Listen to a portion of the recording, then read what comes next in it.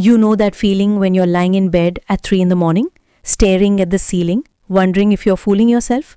When every muscle in your body feels heavy, your mind is foggy, and that voice in your head whispers, maybe it's time to give up? Yet somewhere deep inside, there's this tiny flame that refuses to die. That's where we begin today, in that space between exhaustion and hope.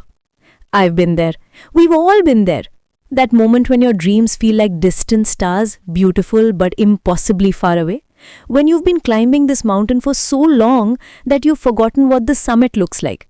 Your hands are scraped, your legs are shaking, and everyone around you seems to be moving faster, achieving more, living the life you thought would be yours by now. But here's what I've learned about weariness and dreams. They're not opposites, they're dance partners. The very fact that you're tired means you've been trying. The very fact that you feel worn down means you've been showing up day after day, even when it felt pointless.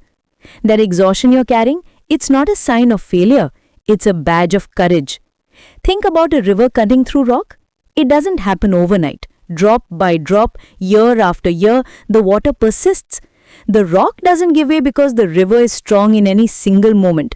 It gives way because the river never stops believing in its path. You are that river. Your dreams are that path. And every day you choose to keep going, even when you're tired, you're carving your way through. I remember talking to my friend Priya last month. She's been working on her startup for 3 years now. 3 years of 16-hour days, rejected pitches, and bank accounts that make her nervous. She looked at me with these tired eyes and said, I don't know if I have it in me anymore.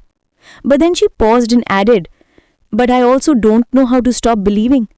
That's the thing about dreams that are truly ours. They don't let go easily. Even when we're ready to quit, they whisper, what if tomorrow is different? What if this next attempt is the one? And we listen, because deep down we know that giving up would feel worse than being tired. Your weariness is not your enemy. It's information. It's telling you that you care deeply about something. It's telling you that you've been brave enough to try when others have stayed comfortable. It's telling you that you're human, and humans get tired when they're doing meaningful work. But here's the beautiful part about holding on to dreams when you're weary. Every small step you take in that state is what 10 steps you take when you're feeling fresh and motivated. When you're tired and you still choose to write that paragraph, make that call, practice that skill, or take that class, you're building something more valuable than progress. You're building character. You're building the kind of resilience that will serve you long after you've achieved what you're working toward. The world needs people who are tired but still trying. The world needs people who've been knocked down but still get up. The world needs people who understand that dreams aren't just about the destination, they're about who you become on the journey. So tonight, when you're feeling that familiar weight of exhaustion, remember this. Your dreams chose you for a reason. They didn't pick someone who would give up easily. They picked someone who'd hold on even when holding on feels impossible. They picked someone who understands that the most beautiful victories come after the longest battles. Your weariness is temporary. Your dreams are not. Keep going. The world is waiting for what only you can create.